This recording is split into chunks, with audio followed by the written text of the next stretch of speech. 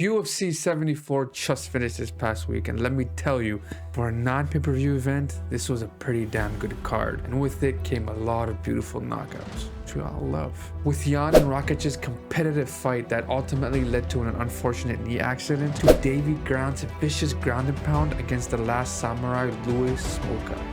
It's time! First up is Jan Blachowicz's TKO via knee injury against Alexander Rakic. Jan recently lost his belt to veteran Glover Teixeira, so with the win over Rakic, he's hoping to get a chance to be back in the title conversation. While Rakic, on the other hand, is a well-rounded fighter on a great fight winning streak, looking to prove himself to be in talks for the title picture. Alright, so this was a very competitive fight right from the start. Both were utilizing leg kicks early on and trying to set up punch combinations. Jan did have the upper hand in terms of striking combinations and landing more punches, but in the second round, Rakic did eventually go for a takedown against Jan. As the third round began, both fighters continued to battle on their feet, but Rakic suddenly fell to the ground due to his knee blowing out, which eventually stopped the fight.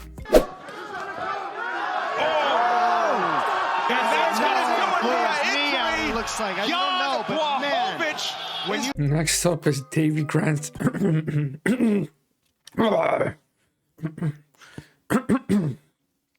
damn. Next up is Davy Grant's vicious ground and pound against Louis Smolka. Louis the Last Samurai Smolka has made his career in the 135 division, usually due to being the more taller, longer, and offensive fighter. Impressively, all his 6 UFC fights have been due to stoppages, not leaving it to the judges' scorecards at all. Davy Dangerous Grant has also made his career on entertaining action fights. He entered the UFC as primarily a wrestler and grappler, but recently he showcased a lot of his striking, which has made the fights he's been in so entertaining to watch. In this bantamweight fight, both fighters were going at it. In the first round, Grant even wobbled Louis Smolka. Louis Smolka came back, recovered, even landed some pretty good elbows. But throughout the fight, Grant was landing leg kicks that was doing significant damage to Louis Smolka's ability to stand up and fight. Eventually, Grant's leg... That's fucking illegal. Ah, Dana, for real? we got one. Come on, Dana, I'm just... We got one. Fuck. You do fucking no. Oh no! And Connor! Look out! Look out! My goodness! He's done it! He's all over!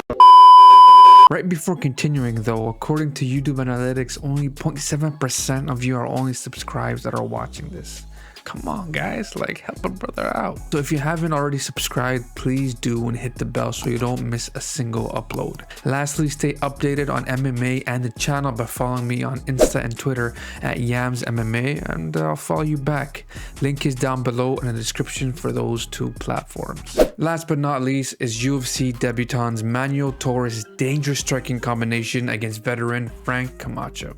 Frank Camacho, a UFC veteran skilled at wrestling and jiu-jitsu. Due to serious injuries, COVID, and a wild car accident, he was inactive for nearly 2 years.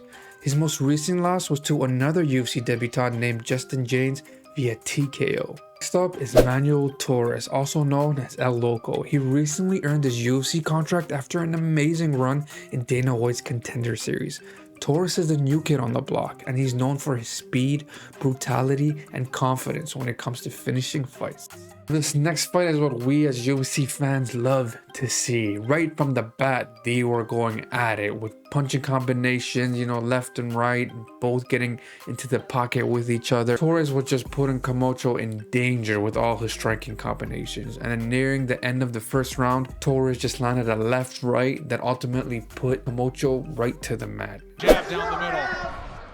Look at the land clip. Big heavy left Sits him hook. down and Hearn's gonna call it. Manuel Torres. That's it for UFC 74. What a beautiful set of knockouts. God bless the MMA gods. You know what I'm saying? This is such a cool sport to recap. I love this shit. Stay tuned for next week's video where I always recap the knockouts that happened during the weekend. If you haven't watched my last week's video where I cover Michael Chandler's vicious KO against Tony Ferguson, unfortunately, you should not miss out and click this video where I cover 2 more other knockouts that are even more beautiful and set up and just all around vicious. But if you wanna find me, please just send me location. Send me location. You know,